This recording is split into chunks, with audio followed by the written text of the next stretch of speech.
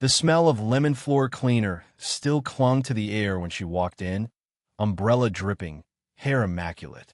She was humming. That tune, Edge of 17. She always hums it when she's lying. She kicked off her heels near the door, shook off the rain like a cat, and casually unbuttoned her coat. Underneath, the white satin dress I proposed to her in. I was sitting at the table, holding a screwdriver, halfway through fixing a loose kitchen drawer that had nothing to do with anything. But I couldn't move, couldn't even swallow. She didn't acknowledge me. She walked past like I was a lamp. In the hallway mirror, she checked her lipstick. Ruby red. Fitting, I guess. That's when she said it, without looking at me, without even blinking. I'm off on a date. Try not to be too jealous. And that was it. That was her script. One line. She picked up her purse, adjusted a gold bracelet I didn't recognize, and started walking toward the door. I didn't stop her. I didn't even ask, because her mistake wasn't what she said.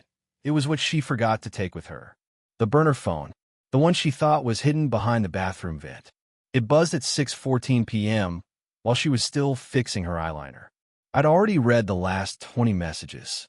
The final one was simple. Same hotel. Room 407. Leave him wondering. I didn't have time to feel the betrayal. Not really. Something sharper had taken over. Not rage. Not heartbreak. Something colder. I stood up, walked into our bedroom, and pulled out the small black case I hadn't touched in years. No, not a weapon. A recorder. From my old job. I used to edit sound for true crime podcasts. Ironically, I used to clean up the voices of people confessing to the worst nights of their lives. Tonight, I'd get my own. I placed it under the coffee table, checked the battery, then walked back out like nothing happened. She was already by the door. I asked only one thing, in the calmest voice I could find. Is he worth it? She blinked, paused like she was calculating the impact of every possible answer. Then she smirked. I guess we'll find out. And then she was gone. Just like that. Wearing a dress I thought meant something. Going to a man who thought I was clueless. But she didn't know what I'd already done. What I'd already copied. What I'd already delivered. By the time she arrived at room 407, someone else was already waiting. And it wasn't who she expected. The moment the door clicked shut behind her, I stared at that empty hallway and tried to figure out whether I felt rage, grief, or just the bitter taste of validation. In truth, I'd spent weeks questioning my sanity. That's what people like her do. They make you doubt what your gut screams at you every night. But tonight, the fog had lifted. I saw everything with terrifying clarity. I didn't follow her right away. I didn't need to. I already knew the route. I'd watched her take it every Friday for a month. Same Uber driver. Same hotel. Same elevator to the 4th floor. Room 407. Only this time, she wouldn't find soft sheets and candlelight waiting. Instead, she'd find Owen. Owen was her boss. Correction, my childhood friend turned corporate snake turned reluctant accomplice. I had sent him a message 2 days earlier. Not a threat, just a screenshot.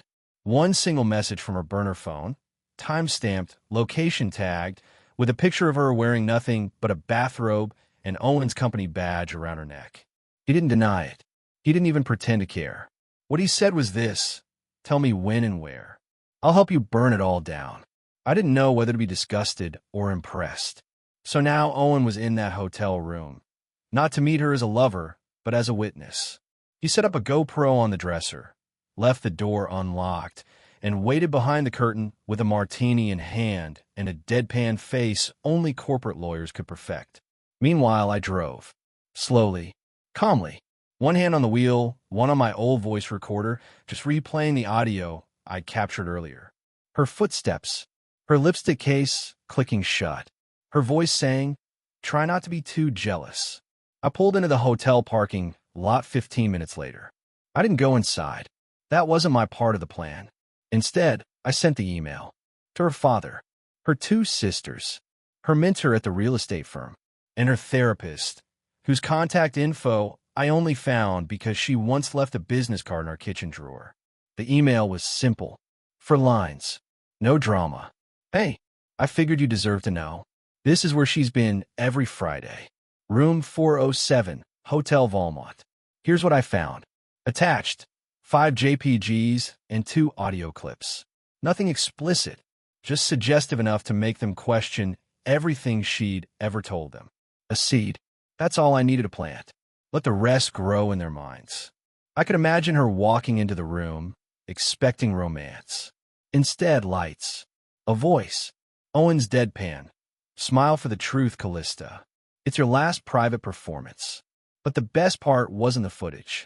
It was the envelope I left on the hotel lobby desk hours earlier, addressed to the manager, containing a prepaid hard drive with the same footage and instructions to mail it to the HR department of Callista's firm if anything happened to me.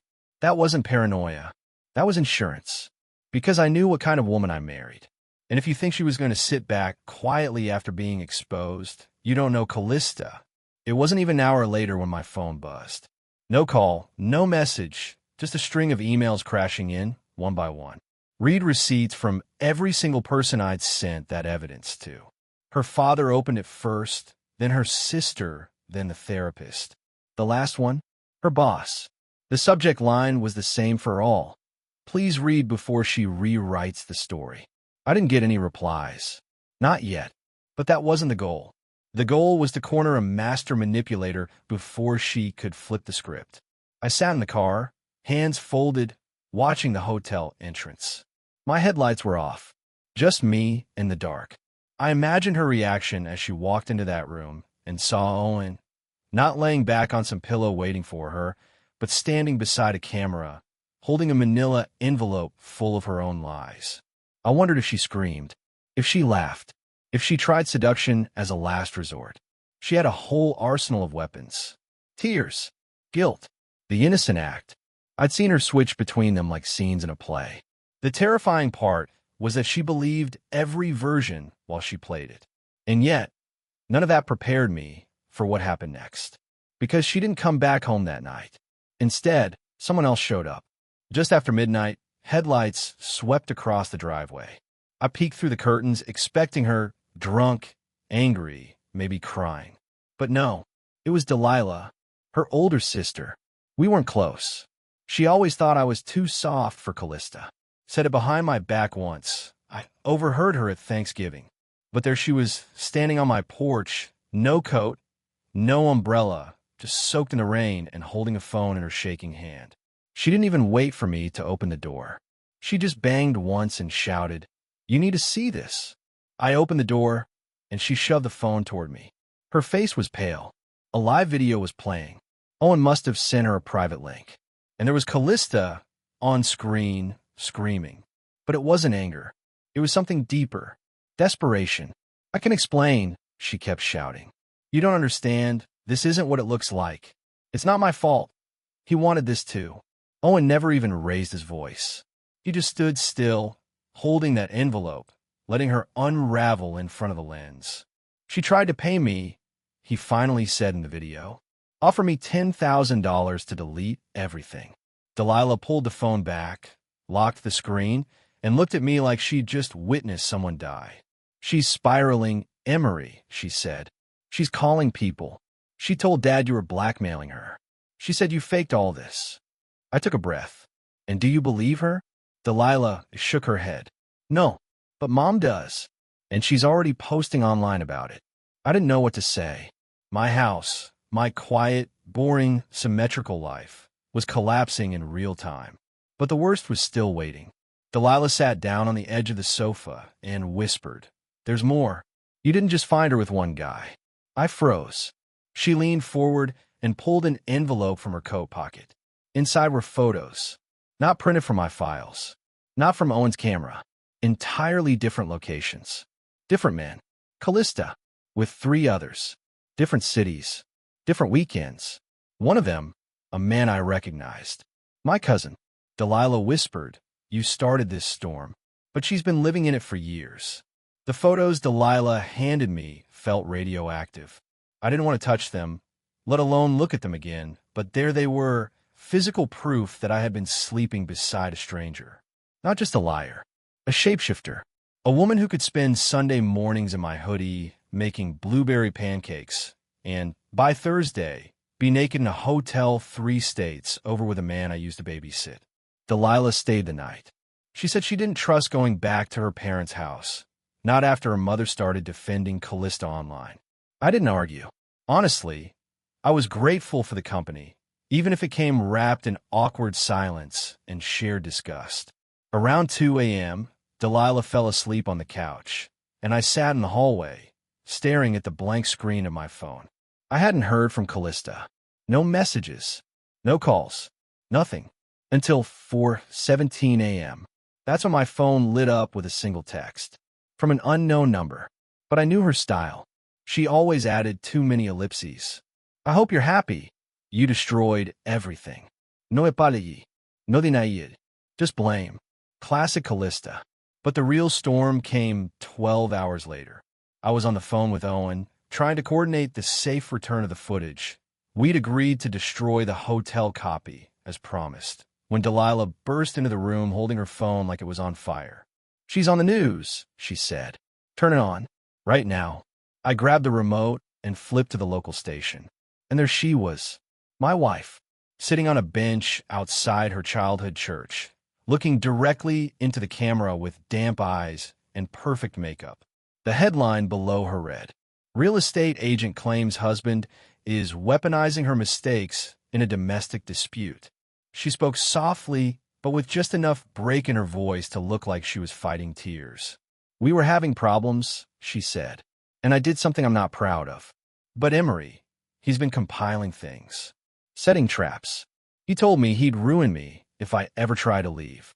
My jaw clenched so tight, I thought I might crack a molar. She said I threatened her. I muttered, "After all this?" Delilah didn't answer. She was already scrolling through her phone again. Then she showed me the post. Callista had uploaded a long thread on social media, painting herself as a woman escaping a controlling, emotionally unstable man with dangerous connections. There were screenshots, doctored, messages that looked like I was tracking her movements, demanding her passwords, threatening to expose her. All fake, meticulously crafted. She even used my old profile photo from 5 years ago to make the messages look legitimate.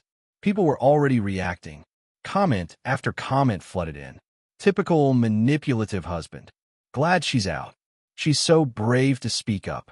You should get a restraining order, girl. It didn't matter that none of it was real, because she'd beat me to the punch.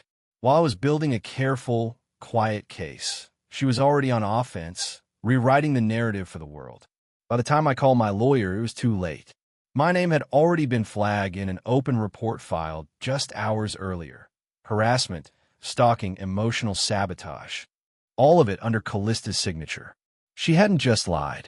She'd weaponized the truth I gave her. I spent the rest of the day in my car, driving aimlessly, ignoring texts from coworkers and the passive-aggressive emails from my HOA about neighborhood tension. I was numb. At a gas station just outside Aurora, I finally pulled over, turned off the engine, and just sat there watching the fuel meter rise. And then, out of nowhere, a car pulled up beside me. It was her.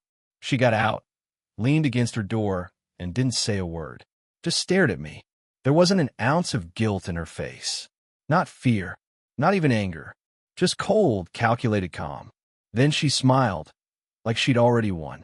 And with a voice that was somehow both soft and terrifying, she said, "I told you, I always land on my feet." When Callista said she always lands on her feet, she wasn't being arrogant. She was being accurate.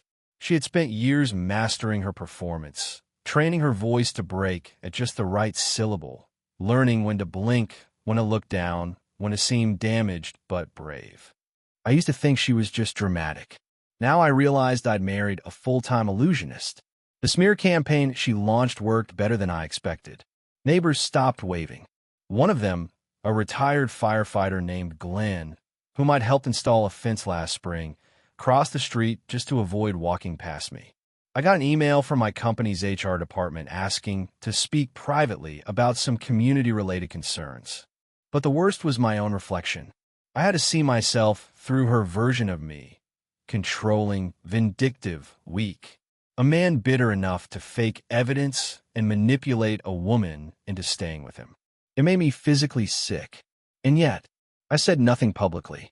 Because what Callista didn't know was that the truth had already outpaced her lies. Someone had seen her. Not me. Not Owen. Not Delilah. It was Jeremy. Jeremy was our old neighbor. Used to live across the street before moving out 6 months ago. Quiet guy. Always walked his dog after sunset. I hadn't spoken to him in ages.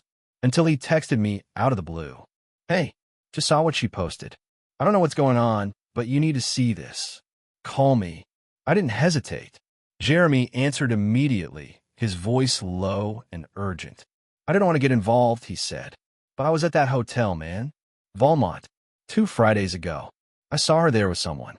I didn't say anything because, frankly, I thought you knew. I froze. You're sure it was her? Absolutely. And that's not all. He paused. She dropped something on the way to the elevator. I picked it up, but she was gone before I could return it. What was it? He sighed. A second burner phone. Within the hour, Jeremy had driven across town and met me in a grocery store parking lot. No words. Just handed me a sealed, padded envelope and said, "She's not who she pretends to be. I think you know that now." Inside was the phone. Locked but not encrypted. One swipe, and I was staring at a digital landfill of secrets. Voice memos. Schedules. Names. Contacts labeled Aaron, Tuesdays only, Julian, uses cash, and Z, no photos. But the worst thing? One folder, hidden behind a file named Monthly Budget. Inside were audio recordings. Of me, not real conversations. Edited clips. Things I'd said over the years, during fights, late-night arguments, private moments. All sliced up, stitched together, made to sound violent, unstable, abusive. It was terrifying how skilled she was. She had been building this escape route for a long time. She hadn't just anticipated being caught. She had rehearsed how to flip it. My stomach turned as I realized. She never trusted I'd stay quiet. She always planned to burn the bridge with me and walk away as the hero. But now I had the missing piece. Proof she manufactured the entire narrative. And with Jeremy as a third-party witness and the metadata of the audio files confirming their tampering, I knew what I had was solid. Legally solid. Still, I couldn't just walk into a courtroom and hope for redemption. This wasn't about the law anymore. It was about exposure. She won the public first. Now I needed to win the public back. So I sent the files to Owen, to Delilah, to a digital forensics specialist Owen trusted. Then I recorded a single video. Not revenge porn. Not accusations. No anger. Just truth. I sat in my car, pressed record, and said this. My name is Emory. I stayed silent because I didn't want to humiliate someone I once loved. But silence lets lies grow. So this is what she didn't want you to know. Then I uploaded it to a private link. Just one. I didn't post it. I sent it to her therapist and waited. Because if there was one person who could dismantle her fantasy, it was the woman Callista thought she'd manipulated the best. And she was about to become my first witness. The silence that followed was the loudest thing I had heard in weeks. After I sent that private video to Callista's therapist, I expected something. A reaction. A message. A polite brush-off. Maybe even a legal warning. But for 2 full days, nothing happened. No word from the therapist. No word from Callista. Just digital silence hanging over me like a ticking clock without hands. I started to think maybe I'd made a mistake. That I'd underestimated how loyal people were to her performance. After all, Callista didn't just pretend well. She recruited people into her fiction. Gave them roles. Scripts. Emotional stakes. The deeper they got, the harder it was to admit she had fooled them. But then, on the 3rd day, something finally cracked. I received a package. No return address. No note. Just a thin padded envelope left in my mailbox. Inside was a flash drive and a single sheet of paper. On the paper, in handwriting I didn't recognize. You need to hear how she talks about you when she thinks no one is listening. My heart pounded. I plugged the drive into my laptop and opened the only file on it. Audio. 1 hour and 43 minutes long. Titled simply, Session 14, Raw Cut. I almost didn't press play. Part of me wanted to delete it. Pretend it didn't exist. But I couldn't look away. The voice that filled my headphones wasn't the wife I knew. It was a version of Callista I'd never heard before. Confident, detached, casual, cold. She was speaking to her therapist, or at least that's what it sounded like, but there was no empathy in her tone. Just calculation. Honestly, I don't even think he's capable of cheating. He's boring. Predictable. That's why I chose him. I needed someone who'd stay. Who'd look the other way when I started changing. My throat went dry. Sometimes I'd lie just to see how much I could get away with. Tell him I was at yoga while I was getting drinks with someone else. Or that I had a migraine. Then leave the house and come back with new heels. He never asked. Never pushed. Like he was grateful I still came home. I paused the recording, gritting my teeth so hard my jaw popped. Then I pressed play again. The funny thing is I don't even hate him. I pity him. He's soft. Not in a kind way. In a way that makes you want to kick the pillow just to see if it'll scream. That line broke me. I didn't cry. I didn't punch a wall.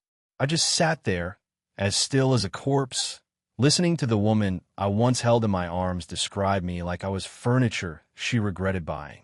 And then came the part that made everything else seem tame. She laughed, actually laughed, and said, "I'm building something new, and if Emory won't disappear on his own, I'll give him a reason to leave. I already have people who will vouch for my version. And if it gets messy, well, people love a victim with nice eyes and a shaky voice." I stopped the tape. My hands were trembling. I knew she had lied. I knew she had cheated. I knew she had twisted the truth until it no longer resembled anything real. But this was orchestration. This was war. And worst of all, it meant I wasn't fighting someone broken or confused or angry. I was fighting someone who had trained for this. I immediately drove the flash drive to Owen. He didn't speak when he heard the audio. He just sat there, staring out the window with that corporate, expressionless face of his. Then he picked up his phone and made one call. Send in the full PR team. I don't care what it costs. He's going to need a full digital reversal. I didn't even know what a digital reversal was. But within 24 hours, my inbox filled with instructions. How to reclaim my online identity, how to submit evidence to social platforms, how to begin the process of removing defamatory content before it spread further. And still, through all the chaos, there was one thing gnawing at me. The flash drive. Who sent it? Not the therapist. I confirmed that with Owen. She hadn't responded to anything. It wasn't Jeremy. And Delilah swore she hadn't shared the audio. So who? Then I remembered. Her journal. Months ago, I had found Callista's journal during an argument. It had seemed like a regular diary at the time. Vague entries, mostly about her search for freedom and cryptic thoughts about undoing the pattern. But now it struck me, she'd mentioned someone. Someone named Ray. Ray with an E. A name I'd never seen in her contacts. Never met. Never heard her speak aloud. Just once on paper. If Ray ever tells Emory the truth, I'll bury both of them. And suddenly I realized there was someone out there who knew everything. Not just about what she did, but why. And I had to find them before Callista made her next move. Because if she was willing to build a fictional version of me from scratch, I had no doubt what she'd try next. Erase the real one. I didn't sleep that night. Not even for a second. I just sat at the edge of my bed, the audio from that flash drive playing in loops inside my head. Her laugh, that sharp, bitter kind of laugh that didn't come from amusement, but from triumph. It cut through me like a blade laced with humiliation. I wasn't angry anymore. I was something colder, something surgical. I needed to find Ray. I had nothing but a name, not even a full one. No phone number, no photo, just a single line in Callista's journal. If Ray ever tells Emory the truth, I'll bury both of them. I kept rereading that sentence like it would sprout a clue. Why would Ray know the truth? What kind of relationship did they have?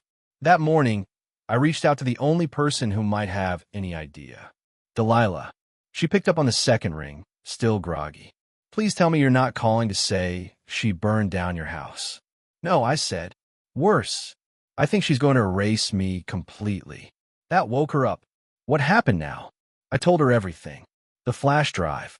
The audio. The name Ray. She went silent for a long time. I could hear the soft rustle of her bed sheets, the occasional click of a lighter. She smoked when she was thinking. Then, finally, she said, there was a Ray. From college. They weren't just roommates. It was more like a shadow. Ray followed her everywhere. Worshipped her. Until something happened, and Callista cut her off cold. Never talked about her again. Do you know her last name? Ray Tillman. I think. But that was over a decade ago. That was enough. I spent the next 6 hours online, following breadcrumbs through alumni directories, old message boards, LinkedIn, even property records. The internet is a cruel place when you're trying to disappear, and lucky for me, Ray hadn't tried hard enough. I found her in a quiet suburb outside Boulder. Freelance copywriter. Apartment above a closed-down bookstore. No profile picture. No social media. But I knew it was her. I drove out the same evening. The sky was bruised with clouds by the time I parked in front of the crumbling sign that read, The Writing Desk, ST 1979. The windows were covered in faded newspaper clippings, and a crooked for lease sign hung like a tired flag. Her apartment entrance was around the back, stairs that creaked under my weight, and a door with no name on it. I knocked. Nothing. Knocked again. Still nothing. I was about to leave when I heard the click of a lock, then a hesitant voice behind the door. Who are you? I paused. My name is Emory. I think you knew Callista years ago. Silence. Then, if you're here to threaten me, I've already dealt with worse. I'm not here to threaten you, I said. I think she's trying to destroy me. And I believe you're the only one who knows how deep it really goes. Another long silence. Then the door creaked open just a few inches. She looked older than Callista, worn down by time, and something else, something heavier. Her eyes scanned me like a security scanner, searching for deception. I kept it all, she whispered. I always thought one day someone like you might come. I stepped inside. Her apartment was dim, cluttered, but not dirty. Books were stacked against the walls. Old cassette tapes labeled with names and dates. A corkboard on one side of the room had photos pinned to it.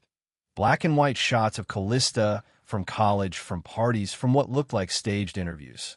Beside them, pages of handwritten notes. You knew her better than I did, I said. No, Ray replied without looking at me. I just never fell for the mask.